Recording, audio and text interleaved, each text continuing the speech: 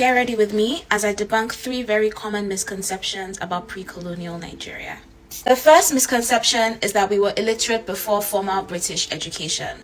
There's actually archaeological evidence that we had writing systems before we were colonized. One of those systems is called Nsibidi, which was used by the Ejegam people in southeastern Nigeria. Nsibidi was made up of symbols which represented ideas, actions, relationships, rather than actual sounds. So this was very similar to the Egyptian hieroglyphics. The second misconception is that everyone lived in huts. There are actually many kingdoms that existed with complex and well thought out archaeology. The most popular is the Benin Kingdom, whose walls were said to be 4 times bigger than the Great Wall of China. Benin was designed using a system called fractal geometry, which the Europeans didn't understand at the time. This fractal geometry ensured that the streets were perfectly straight. They had an underground drainage system which wasn't common to the modern world back then.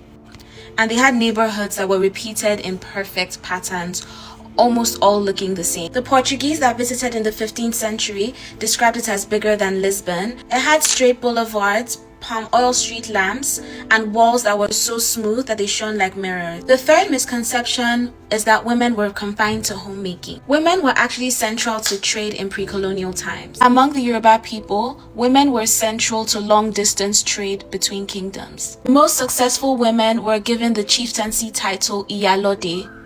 Women also took on leadership positions, such as Queen Amina of Zaria and Moremi of Ile-Ife. It is this kind of conversation we should start to have, especially with this current challenge that is facing us. I was speaking in a conference a couple of years ago, and I said, beyond anything politically, Nigeria has 2 fundamental problems. Number 1 is lack of identity. You can imagine a people having to agree that a Scottish explorer in 1796 called Mungo Park was the person that discovered River Niger. Assuming for any instance that the Western media and whatever for what they want to achieve can populate or can postulate that Mungo Park, the Landa brothers, all of them, the German Hugel or so, Edward Hugel, all had various time in trying to trace the source of the Niger. Mungo Park first discovering that there was an east side flow.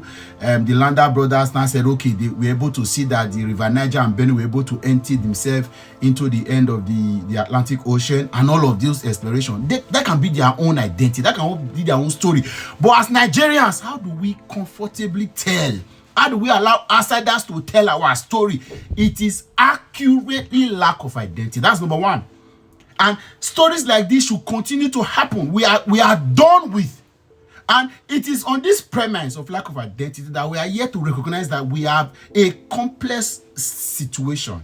This is a state, but every state that wants to prosper in the structure and history and historical trajectory that we have must first recognize that there are nations inside the state. A nation is a people with a cultural identity that are linked with language, with history, with culture, all of these things. So we must realize our identity. This lack of identity has kept us in problem. Then secondly, we have now refused to decolonize. You see, what we had in 1960 was a political political decolonization. But in reality, we still are colonized by the West. That as recent as 2015, people needed the support of the West to remove a sovereign president. As I talk to you now, the same party that used the support of the West to remove a president, a civilian president, is scared that the same measure that which they use in removing Jonathan is about to be measured upon them. They are doing everything humanly possible. Again, this is the point we need to arrive. This nation, if we must succeed, we must go back to all of these stories. All of these shared misidentity, all of these things must stop. And you are hearing somebody, well done to this guy. We don't have all of this research done anymore. A lot of Nigerians do not even bother to even go. We allow it outside. See, even to our religion, I'm a Christian, but even to our religion, the stories of our religions and our tradition, our customs have been told by the wrong people. We need to start to tell our stories. Why is it that all of this effect? Why is it that China is standing? First and foremost, you allow them penetrate your culture. They penetrate your identity. They finish you automatically. That's all. And that's how they are everywhere in our system. We can't move.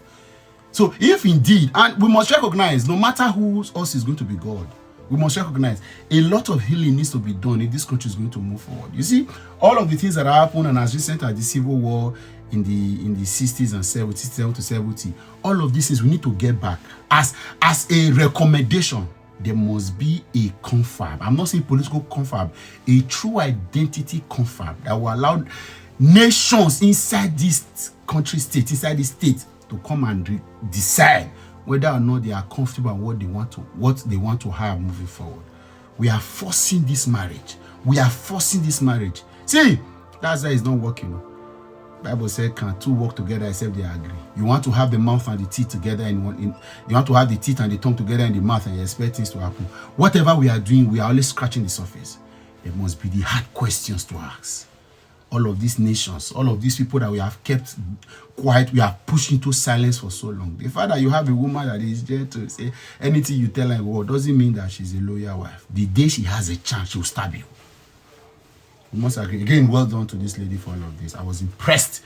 It just, all of those times we used to sit in class and hear, but I can imagine 15 years ago, I sat hearing about Nigeria political system, our culture, our history, and I had a passion to say, no, there is something more than what we are doing now. There is so much that many lies.